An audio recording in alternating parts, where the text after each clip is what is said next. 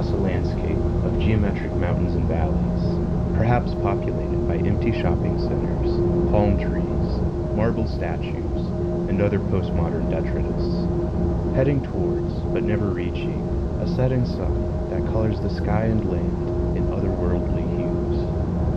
Alone, without anyone to share this journey.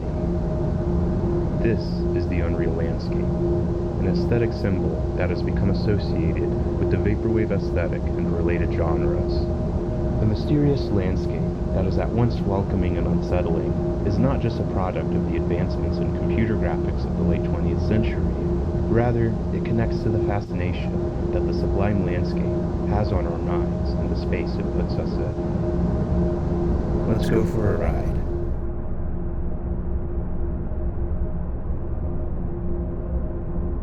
The landscape you're traversing here is perhaps the first Unreal Landscape in existence.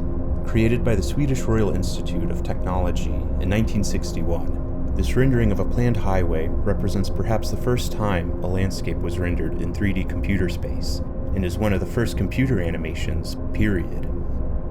With this development, a new dimension was opened. Artists could render the space of the imagination and build their own worlds through computer-generated imagery, allowing viewers to peer into and even explore this unreal space. Fascinated by the seemingly limitless possibilities this advancement offered, these first Unreal Landscapes exuded a sleek futurism that was optimistic of the world soon to come. Movies utilizing this new medium built their worlds around the sharp polygonal edges and neon colors the computers at the time could muster. Even movies that forewent this emerging technology for analog effects mimicked this sort of aesthetic. This new take on futurism was ubiquitous throughout the arts, from Hollywood to commercial illustration to the first truly 3D video games, and even within the fine art gallery. These aesthetics were the cutting edge. They were a window into a bright future where anything could be made real through the assistance of technology. This idealist outlook on the near future further lended this medium an aspirational subtext. Not only did the imagery represent the future, but so did the medium itself. If tech could create new, unreal worlds, perhaps it could do more. Because of this, these early forays into computer-generated imagery, and even the analog attempts to mimic it, represented a bright future to come.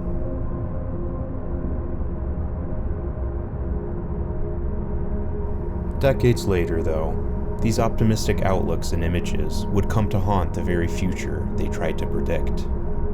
As the younger generations who were raised with these images grew into adulthood, they found that the futuristic world they saw in the media they grew up with was not the world they would inherit. Tech was no longer an open frontier, a realm where seemingly anyone could find their voice and shape the future. Rather, tech became yet another tool for the monopolistic, oligarchic status quo. With this new reality, art began to reflect this shift. Nobody Here is a music video released in 2009 by Sunset Corp, a project by Daniel Lopatin, who is best known as one of Tricks Point Never. This music video places the viewer in the perspective of a race car driver, riding along a surreal rainbow road that stretches into the horizon of a nondescript city skyline at night. While the imagery itself came from the height of the aforementioned New Futurism from an obscure Laserdisc video game from 1983 entitled Laser Grand Prix, it now took on a new, haunted connotation. Here was a representation of the future, the one that was promised. However, there's nobody here. Further developments in this burgeoning aesthetic explored this landscape further, adding new pieces and meanings as they went along. Cover artwork, music videos, YouTube compilation thumbnails, all mixed and remixed elements of the landscape, both natural and man-made, to create a sort of space that was inviting, nostalgic, but also haunted. Nobody was here, sure, but something was.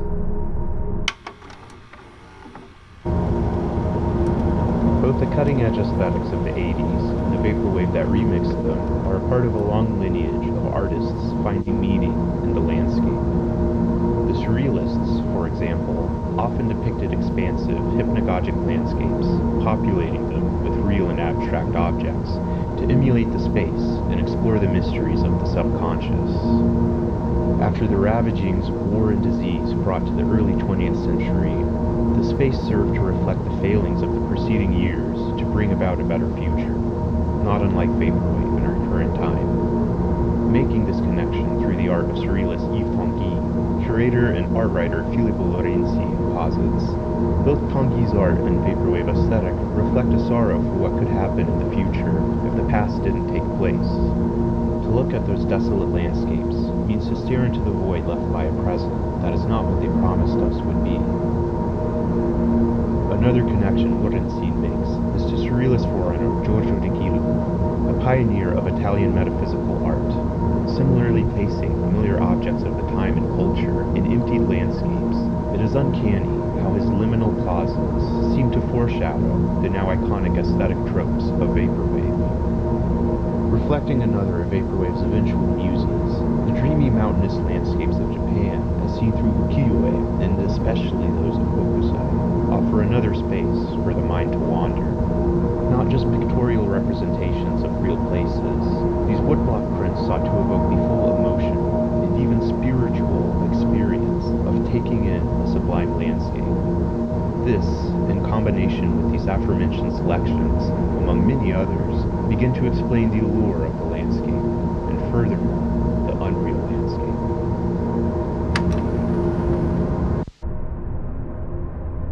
Artists from across time and space know a vast, gorgeous landscape epitomizes the sublime. These landscapes are at once vast, reaching beyond our fields of vision, yet tiny or even insignificant in comparison to the greater universe beyond, or perhaps in a more contemporary sense, in comparison to the issues and states of our lives. When someone takes in a massive, expansive landscape or landform from a vista point, seeing the result of geologic, meteorologic, and biologic forces over millennia, they experience a sense of awe that at once reveals the indescribable beauty of our surroundings, as well as the surrounding sheer immensity in comparison to our own bodies. Juxtaposing this with the signs of daily life, of strip malls, suburbs, advertisements, technology, the sublime becomes complicated. This questions our own relationships to our daily surroundings, revealing the meanings which are stored in these spaces, both obvious and hidden, that are held within collective and individual consciousness. Sitting with both the sublime and the ordinary this world has to offer, we contemplate the multifaceted emotions that are necessary to understand how one can inhabit a massively tiny, majestically mundane world.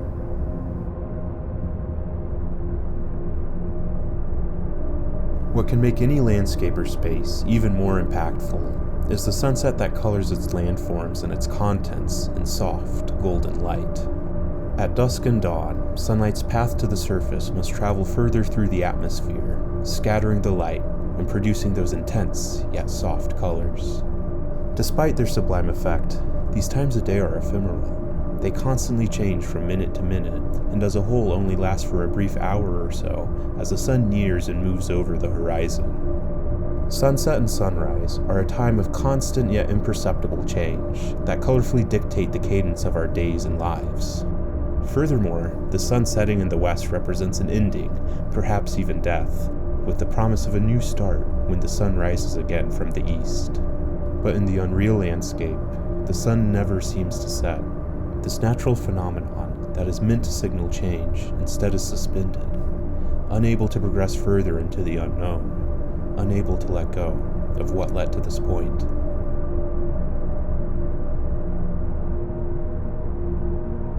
Looking out at an unreal landscape may recall moments from within our own memory, or may have us imagine moments that never happened but feel powerful nonetheless. Through remembering, we relive the way these places made us feel, how physically being present there and experiencing the sensations of the surroundings formed meaningful memories. Through yearning, we use our own experiences to construct how an imagined moment must have felt like. Yet when we remember and yearn, importantly, we are not there. We are separated by time and space, unable to return to that time, and even if returning to that particular place, it is always different from the memory. As Gaston Bachelard puts it in The Poetics of Space, all memory has to be reimagined, for we have in our memories microfilms that can only be read if they are lighted by the bright light of imagination. As we continue to recall these memories and yearnings, to read them by the light of our imagination, we in fact change them, moving further away from the specifics of that moment in time and space, and instead imbuing the memory with the emotions we associate with it. As such, this act of remembering reflects the present, revealing why a particular memory or yearning is being recalled.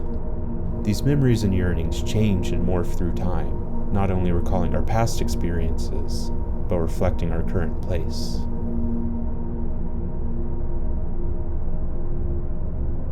In addition to the impact of the content depicted, the medium itself leaves its mark on the viewer. As CGI approached and has now achieved photorealism, I wonder, is this what we really want out of this technology? Seen before as a means to create anything the mind could conjure, the general trend in CGI has instead been imitating as closely as possible the real. Even so, the best CGI nowadays is seen as just that, computer-generated, an uncanny representation that is relegated to the realm below the real as seen by our own eyes. As Jean Baudrillard puts it in Simulacra and Simulation, we dream of passing through ourselves and of finding ourselves in the beyond. The day when your holographic double will be there in space, eventually moving and talking, you will have realized this miracle. Of course, it will no longer be a dream, so its charm will be lost. In perhaps trying to find again this lost charm, many artists nowadays are resurrecting the outdated look of earlier CGI, or are otherwise eschewing photorealism for more experimental aesthetics. Such low-poly landscapes offer an alternative to or an escape from the real world. In much the same way as movies or video games, space is dictated only by the possibilities of imagination.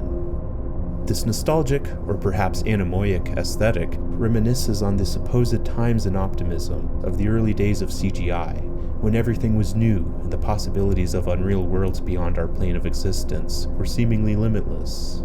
Within this nostalgia, though, is a simultaneous recognition of the reality since those hopeful days. Instead of more of the same, there is a desire for something else.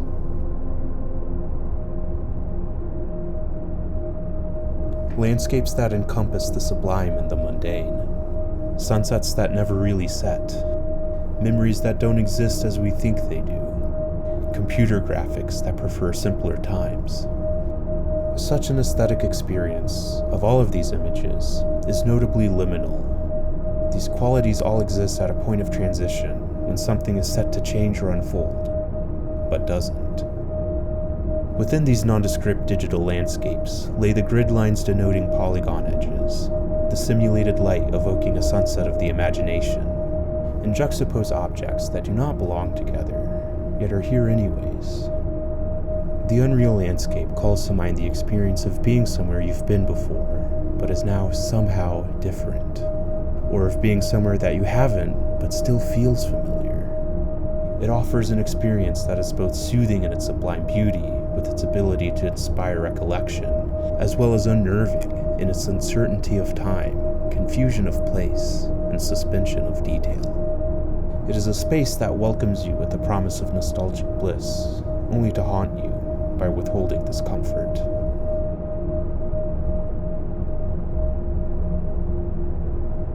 Transporting you to places that evoke deep, imaginative, multi-emotional experiences is what art does best, using the light of imagination to render a space that is unexplored, but well-known. This is how the Unreal Landscape has become an iconic symbol of our haunted future. You've been here before. So then, let's go for a ride.